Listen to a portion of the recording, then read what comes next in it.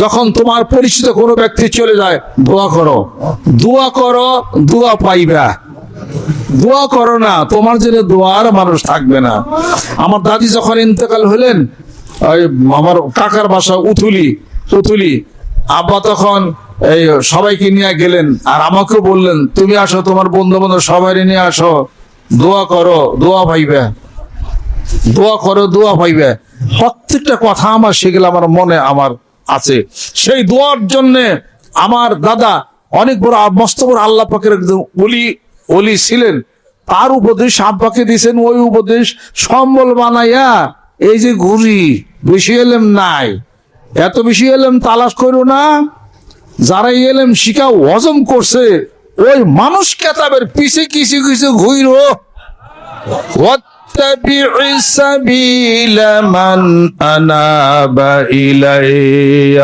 যে আমাকে পাইছে, আমার অনুসন্ধান করছে, তুমি তার কথা শুনো, তারে পাও।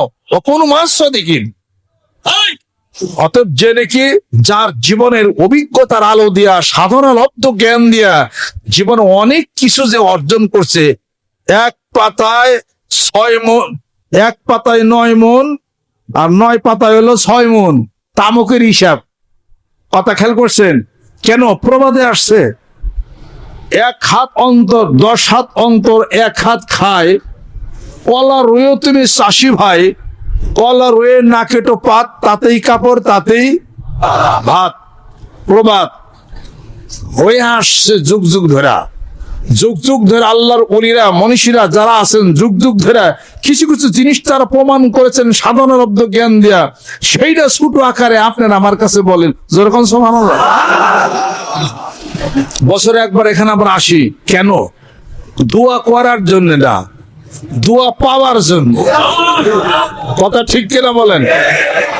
আর এতগুলা মানুষ একসাথে, আপনি যে ব্যাপারটা বুঝতেছেন না, আপনি এতগুলা মানুষ দাওয়াত আপনার বাড়িতে নেন তো, দিয়ে পোলাও খাবার যায় নাকি? চাইবনি এদিকে কেউ খাইবার আসছে নাকি? এখানে কেন আসছে?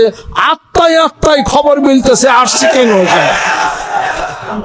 আত্মার ভিতরে কলবের রুহের মধ্যে সেই খবর হচ্ছে কেন আসছি সেখানে।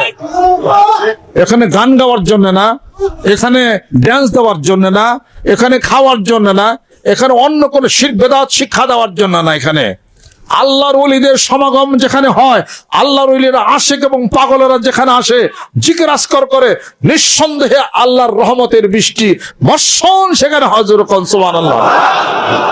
দোয়া করার জন্য আসি নাই, দোয়া পাওয়ার লিগে আইছি। এই যে তো পাগলেরা আসে, বসে জিকির আজকার করে, দোয়া পাইতেছি না। আরে আমার দরকার, আমার দোয়ার প্রয়োজন দরকার, এর লিগে আমি আপনাদেরকে ডাকছি। আমারও তো কিছু পাওয়ার দরকার আছে। অনেকে মনে করে পীরের কাছ থেকে নেই, সব তুমি নেও, নিয়ে পারো কিনা তাই দেখো আগে।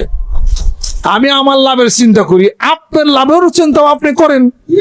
যেখানে লক্ষ মানুষ যেখানে একত্রিত হয়, ওখানে এই দেখেন, এখানে একজনে, আমার এক আত্মীয়, একজনই পড়ছে হলো, দেখি কত আমাকে লেখা দিছে আর কি, 12,77,000 বার দরুদ শরীফ পড়ছে। 12,77,200 বার দরুদ শরীফ পড়ে আমার কাছে দিছে যে এই মাহফিলে সবার আমলনামা দেওয়ার জন্য, আমার পিতা, আমার মাতা, মুরব্বীজন এখানে শায়িত আছেন, তাদের জন্য দেওয়ার জন্য, তাদের আমলনামায় এবং যারা আসছেন সকলের আমলনামায় পৌঁছে দেওয়ার জন্য।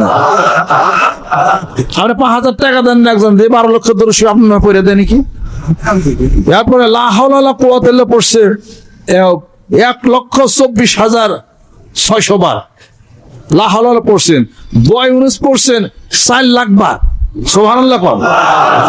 আর আরেকজনে পড়ছেন হলো আমার আত্মীয়, নিকটতম আত্মীয়, আস্তাগফিরুল্লাহ পড়ছেন 51,000 বার, কালেমা শরীফ পড়ছেন 86,000 বার, লা ইলাহা ইল্লাল্লাহ পড়ছেন 14,000 বার, সুবহানাল্লাহ পড়ছেন 99,000, আলহামদুলিল্লাহ পড়ছেন 74,000, আল্লাহু আকবার পড়ছেন 69,000, লা হাওলা 12,000, কোরআন শরীফ 3 বার খতম।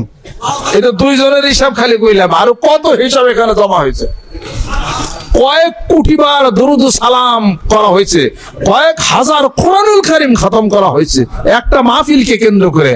যারা আসছেন কষ্ট করে বাড়ির থেকে, হেরা পান নাই, তারা পাইতেছেন না। আপনার বাড়ির সদস্য থেকে আপনি একা আসছেন, আপনি পাইছেন, সবাই পাইছে। যেরকম সুবহানাল্লাহ।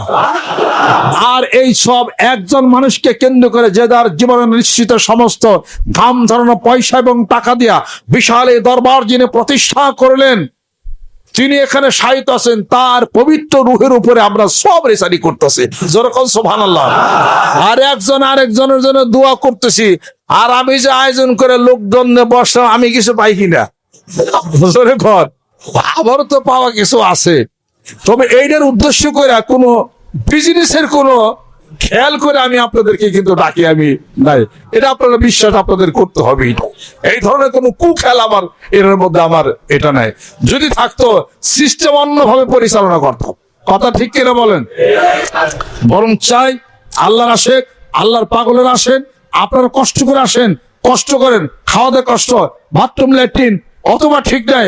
অনেক মাননীয় ব্যক্তিত্ব এবং অনেক জ্ঞানীগুণী সুদীজন যারা এখানে সমাবেশে যারা আসেন, আমি মনে মনে করি যে আল্লাহ এই পাগলরা, এই আশিকরা যারাই এখানে উপস্থিত যারা হয়েছেন, দূরে কাছের আত্মীয় স্বজন, কাছে দূরের আরো যারা আছেন মহৎ ব্যক্তিজন, মনে মনে ভাবি আল্লাহ নিশ্চয় কবুল করছো দেখে আসা হয়েছে।